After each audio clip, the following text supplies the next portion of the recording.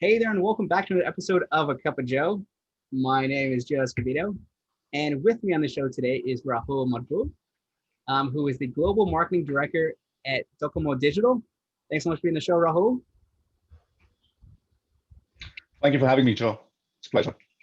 Absolutely. And so one of the things I want to get your thoughts on is, your brand journey with DOCOMO Digital. And last time we talked about you're really into, content, advocacy, and thought leadership. So I'd love to hear kind of the entire transformation, where you started, where you are now. So I guess the question is, where did you actually get started with the brand transformation? And feel free, like I said, to share your screen. Sure. All right. Thank you for having me. This is exciting. So it's been last 2 years, and I come from a very different industry. So it was a pivot for me in terms of my own career journey as well, because I come from professional services. And so with over a decade with a large professional services conglomerate, I always thought that content and thought leadership is almost like quintessential to sort of having a compelling brand. And so that's the kind of thinking that I sort of at least had growing up as a marketer, I would say. So allow me to then share a bit about the context with regards to how we sort of tried to manifest this sort of mindset around relevance and reach, because essentially I think that it all boils down to whether you're relevant to your stakeholders, not just your customers, and then how are you able to propagate the content with regards to reaching the relevant stakeholders. And it's a question of relevance and reach, not across just people, but also algorithms with regards to how do you then propagate the content in a meaningful way across the platforms or the algorithms that you most care about. Now, those algorithms could be Google, LinkedIn, Twitter, Facebook, depending on the context of your own business. DOCOMO Digital is the international payments business of NTT DOCOMO, part of NTT Group of Japan. And so one of the challenges that we had as a brand was that this brand sort of had gone through its own journey with a series of acquisitions having been made in Europe in the mobile commerce space. And so the brand association was very strongly with that of a telco. And we wanted to establish the identity of our business as a payments business, almost like a fintech. We're a two-sided marketplace. And so essentially my challenge and also the opportunity was how can we sort of pivot from being known as a telco brand, which is NTT DOCOMO, our parent, and the lineage that we're so proud of, but how can we establish our identity as a payments brand for the two sides of our sort of marketplace? Mm-hmm. And so what essentially we did was we started with creating a very sort of top of the funnel sort of thought leadership content, which essentially focused on the ecosystem.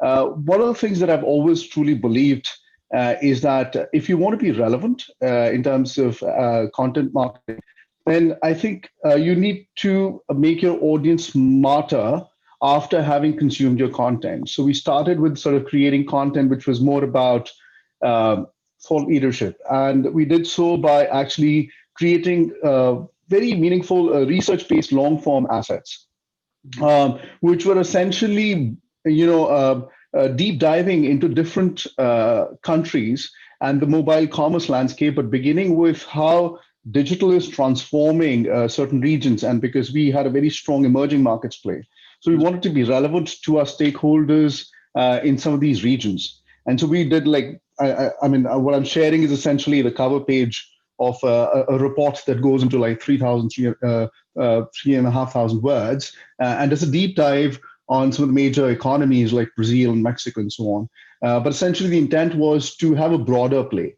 And this essentially does not relate directly to our business, but the intent was how can we package, almost like wrap information which will be meaningful for our stakeholders without having to worry about how this translates to necessarily, leads or opportunities at that stage. Because essentially by propagating content in a way that we establish a voice in the ecosystem.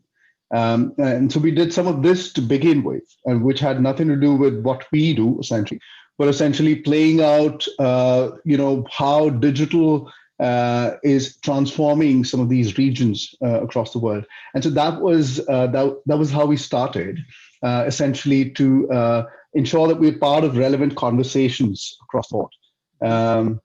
Happy to answer any questions if you had about this kind of thinking. Yeah, so I think a quick comment and then a next question for you. I love that you have kind of the regional focus. I know you're heading up global marketing, but I like that it's very regional specific. You have specific challenges with the graphics. So once again, if I'm looking at this in the Middle East or Latin America, I know it's for me off the bat. So I like that. I guess the question is, well, in making the switch from, you mentioned telco to a payments platform, did your audience also switch? Were you also looking at a different audience, or was it the same audience set? And now you're shifting their perception of the brand. That's a very good question, and thank you, because it's a perfect segue into what I'd get into next. Is part of the challenge was that we wanted to actually reach out to a different audience as well, which is that we were fairly well known and established on one side of the marketplace, which is where we connect and partner with mobile carriers around the world to make the payments happen. We were lesser known amongst what we refer to as digital brands or merchants. Essentially in the spaces like video streaming, music streaming, beyond app stores, also, segments like gaming, for instance. And so we wanted to reach out to a very different audience altogether as well. And so you see the part of the journey that we undertook was also how can we be relevant and how can we reach out to those different audience that we've not been visible amongst. And so what we did then was we took the next level, which is that how can we have conversations with that audience, right? So, video streaming, OTT space is extremely exciting for us, but we were lesser known in that space. So we took the same approach with regards to creating thought leadership content and deep dive research based content, which is meaningful, but it connects in terms of how some of these digital brands need to solve for payments in order for them to make their mark and grow and expand beyond their home markets, particularly in emerging markets. And you see, also in terms of visuals, we've kept it consistent in that we are enabling experiences. We are enabling digital experiences. So it's less about payments, but it's all about a diverse set of people experiencing content through their mobile devices. And so that's sort of the theme in terms of, bringing joy, and that's the theme of the visuals, and it flows through the reports. But essentially, these reports talk to a very different audience, while it's also talking to the mobile carriers in a way that they better appreciate the opportunity set there is with bringing on board some of these partnerships with, let's say, OTT brands, gaming brands, for their consumers as a way for them to have richer experiences and better engagement for their audience, right? So essentially, we are this middleware, where this glue as a brand, where we want to enable these experiences and make sure that our partners are being successful, whether it's on the one hand a mobile carrier, on the other hand it's an OTT brand or a gaming brand. So that's the approach that we undertook initially, and so it's been a journey. And obviously, that we've been living through I won't even say the word unprecedented because it's so cliched and often used in the context of the pandemic. But one of the things, in terms of a silver lining for us is that our business actually, has gone through an unprecedented growth as a result of the pandemic, as people, have been quarantined and have had to consume more content and do everything pretty much online. So we've seen massive surges with regards to how people consume content. So some of this content then had to be revised and updated continuously because the trends just went through the roof starting the beginning of the year. And from then on, what we did was we then said, okay, now we have the insights, we have the thought leadership, we have now been able to propagate it, a combination of people and algorithms. So with regards to the tactics that were deployed across the continuum of owned, earned, and paid media. But then we thought, we would be limited in our reach if we continue to do our own without necessarily partnering with, essentially what I refer to as community of influence and community of practice, right? So, and so this is extremely important to build that partnership with a credible body where you can then propagate content, but at a different scale altogether. So we did a very deep partnership, which we are still continuing with the GSMA, which is the global body for the mobile industry, and we actually partner with them to create some meaningful research. Then we were able to use their sort of distribution prowess because their new. I mean, our newsletter probably reaches like 20,000 subscribers and growing, but not at the rate in that we have Mobile World Live, which has close to 300,000 subscribers globally across both mobile carriers as also the brands that we're interested in speaking with. And this is the kind of content that we're then able to propagate by bringing in such partnerships. And then from there, we were able to sort of take this idea, continue with the journey, but also then start to go beyond just thought leadership and advocacy to start saying, okay, now how can we use this to create meaningful conversations and create more business opportunities, right? So that's when we started sort of, okay, we've almost taken them through a journey of them having to appreciate the importance of payments in enabling experiences and how it's critical to growth in emerging markets. How can we then sort of solidify that by bringing in content which is all about why is it that digital brands need to consider partnering with mobile carriers, and how DOCOMO Digital can help them do it at scale rather than do it one at a time. So this was more about like sort of middle of the funnel kind of conversations with regards to how some of these partnerships would allow you to. So very simply put, Joe, if you were to be able to sign up for the new Disney Plus service that's coming in February in Singapore with as part of your Singtel bill or sub bill. So that's essentially what we enable. And for a Disney Plus to recognize that they can't just rely on customers who have credit cards to be able to then reach out to meaningful audiences and grow their business, particularly in emerging markets. And if you look beyond Singapore and the rest of the Asia Pacific region, where credit card penetration is extremely low, you do need these partnerships with the mobile carriers. So we're almost becoming that voice of advocacy, not just for ourselves as a brand, but for the entire industry that we represent, and not focus on market share as much as saying we need to grow the market. Because the awareness levels, there is a lot of education required, and let us be that voice, which is then going to provide this meaningful information, which only exists in a very scattered manner and not well understood by some of the stakeholders. So we did all of that. And this is sort of long form content gated and distributed across channels, etc. But we said, okay, now take this and now create like almost a repository of this content, but spliced into bite-sized pieces where it's just like 700-800 words, articles, and we publish almost like 3 to 4 of these a week. We publish along with videos. On our own channel, there's a resource center, which almost is like, it's searchable by industry, by region, some of this research and more. And how can we then take topical issues in terms of what's trending in some of the industries that I mentioned to you with regards to streaming, with regards to gaming, and how does it sort of, how are some of these trends manifesting across the regions, but also in terms of their impact with regards to payments. And so we continue to do that. It's been a journey. So I'm very excited to say that we've seen some very, very promising results with regards to, how we've sort of grown, the audience that we're reaching out to, both in terms of relevance and reach. I can talk about, how we've grown in terms of our presence on LinkedIn, for instance, which is the most important algorithm for us as a B2B brand.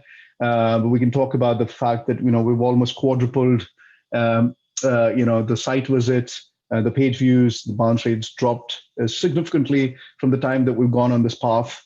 And we've been able to get a very, very healthy, coverage on earned side, because some of this content is actually not what I refer to as salesy, which is that we've deliberately kept it at a level where it's meaningful without necessarily trying to force fit the brand in the conversation.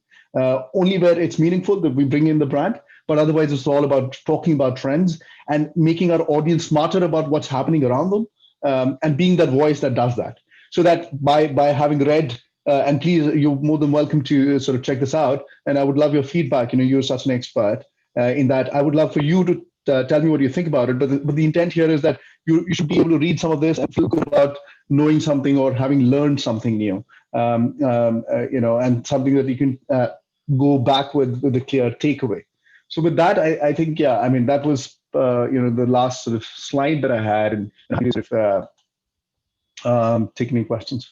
Yeah, absolutely. So there's a lot of things you talked about, which I really, really like, which is making the audience smarter. I'm a big believer in kind of out teaching the competition. So for me, every marketer should be an educator.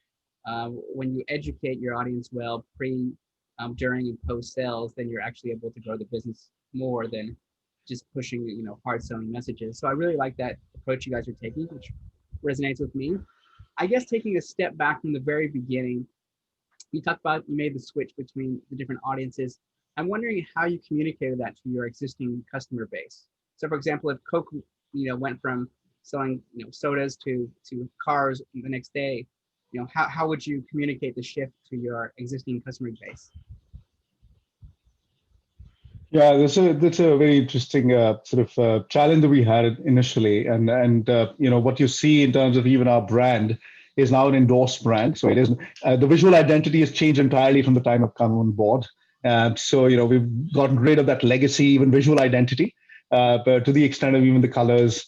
Everything is more about this human-centric approach, which is that the visuals are all about the experience that we enable for the brands. And therefore, so that was an interesting challenge. So we created this entire repository of new brand guidelines and visual identity and so on. But we were able to communicate it by way of actually partnering with what I refer to as communities of practice and influence again, by actually making some of those messages come loud and clear, and using some of our spokespeople to actually address these new audiences as also our existing audience, by way of getting them in front of the relevant audience and keynotes, keynotes and so on, in the relevant trade events and so on.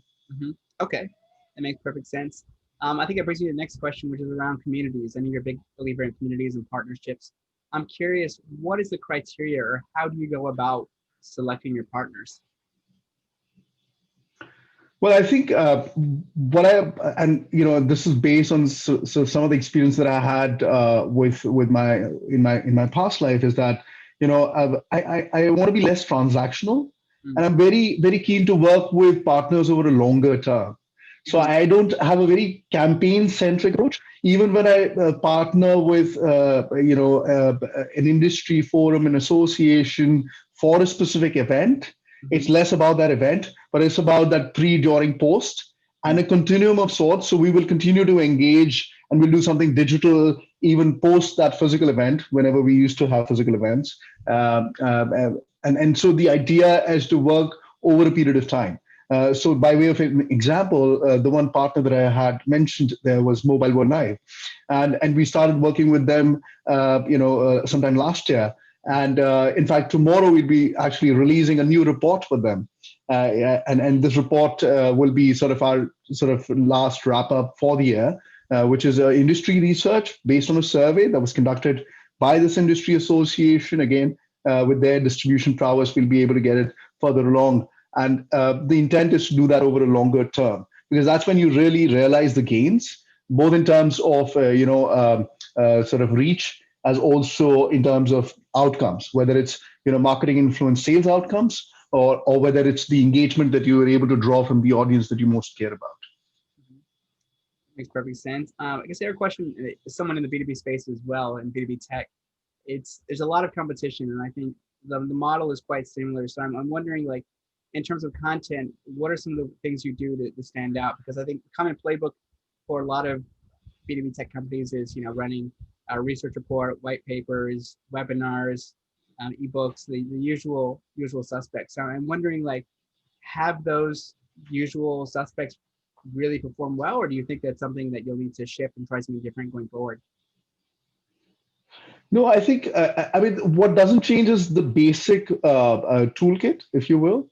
Yep. What changes perhaps is the attention to what you want to drive as sort of the quality of the asset. And what I mean by that is that it is not, just half baked, something put together based on some industry research report that came across, and then you quickly put something together. So it has both perspectives. It has one, the qualitative side and the depth of the research. That's very important. And two, the narrative, right? So I am a big believer in, visionary storytelling, which is the whole idea that how can you create a compelling narrative across the toolkit by bringing in insights with actually having the voice of the industry also represented in some of these works. So what do I mean by that? The gaming one, for instance, actually, we didn't stop at just picking up some of the best data sets available out there about the industry. We actually went ahead and organized interviews with the likes of the ex CEO and founder of Nintendo, who happened to work with NTT DOCOMO at the time. I'm talking about pre, internet, almost. And so this is one guy who's seen the industry transform over the last 3 decades or more. Mm. And so we actually did deep interview with this gentleman who's now based in the US, and some of these interviews. And so it's the quality of the insights that you're able to provide in a white paper or an article or a webinar. And it's not stopping at just saying, okay, here's something, and by the way, for sales, contact us. It is very, very deep, and so I want to drive that, because to my mind, I come from a place, again, I said professional services experience. I love McKinsey. I love McKinsey, one, for their insights, but two, how they package their insights, for instance, right? And so, and they do a lot of work, painstaking work to ensure that, they still continue to be meaningful. And that's the way I think that's sort of the benchmark that I go after. I really love that, and I think it helps answer the question, because, like you said, the toolkit doesn't change much. It's the quality, the depth which you go into it. And for me, it sounds very similar, because I started my career as a journalist, even writing for Forbes and some of those guys. And that's the same approach we would take. We would look at the research. We would interview people within the industry to get a better sense in terms of, what is the bigger story. So once again, I hadn't heard the term kind of visionary storytelling, but now it kind of makes sense, and kind of bringing all the different stakeholders in, because a lot of times, most companies, when they put together a white paper, it's usually one, it's either talking about their company, or they may pull together one partner. So they may do a collaboration piece. What you're saying is you have the industry body, you have the research, you have the experts within the industry, you may have clients and partners and so on. And it's kind of bringing everyone together in one piece. Right? Is that all right? Absolutely. Yes. Okay. Yes. Got it. I think that's something that makes your guys' content special, because once again, the risk is coming in from a geosphere point of view, but you're bringing everyone into the party. And I think it makes for a much more interesting, much more diverse perspective when you're putting out content. Makes perfect sense. A couple other things in terms of tactics. You talked about growing the LinkedIn presence as well as the website traffic. What are some of the things that you did that really helped move the needle on both of those? So it's a combination of, and therefore, like when I talk algorithms, whether it's LinkedIn and you're an expert yourself, and that for a brand, it's very, very difficult to get attention unless you're actually meaningfully investing with the algorithm as well, right? So it's a combination of efforts with regards to paid and earn. So it works. I think it works in a loop, right? So the way you're able to sort of balance your sort of investments with regards to on the marketing side or the sponsored content side, and you use that to fuel some of the organic lift that you see in terms of the viewership, engagement, followers, and so on, right? So it's almost, but you have to, and it's never sort of, so it's a very iterative process, I would imagine.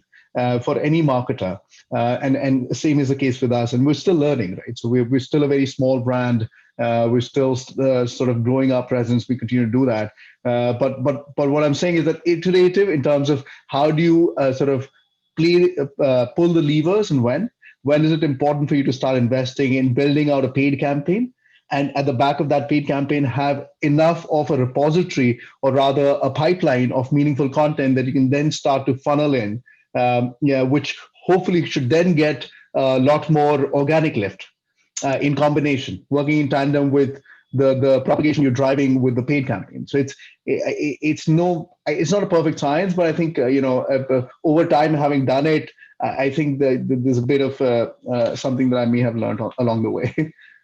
I can agree with you. It's definitely a balancing act between paid and organic. And I think one thing that we really focus on is trying to put more emphasis on organic, because that's something that's driving the long term. But I think to your point, you have to find that balancing act. I guess the final question for you is, what was your biggest learning going through this entire transformation journey? What's one thing that really stuck with you, and what's your biggest takeaway? Well, I have so many. It's very difficult to pin down one. But I think one of the things that it's always about proof, right? So and when the proof points come from just the other day, like my CEO told me something that I was very, very pleased about, in that some of this content that he was actually posting, one of the regulators in Europe, who really was someone we'd been wanting to engage with, actually consumed that piece of content and wrote to my CEO with regards to.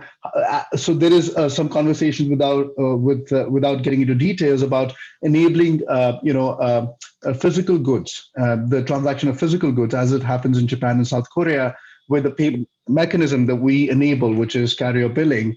And so the regulator is very interested to know about our perspective. And our CEO tells me that some of this content is why the regulator was very interested in approaching us and having a conversation in a way that we become the voice of the industry. And to me, that proof point is telling me that something's right. We need to do more of this.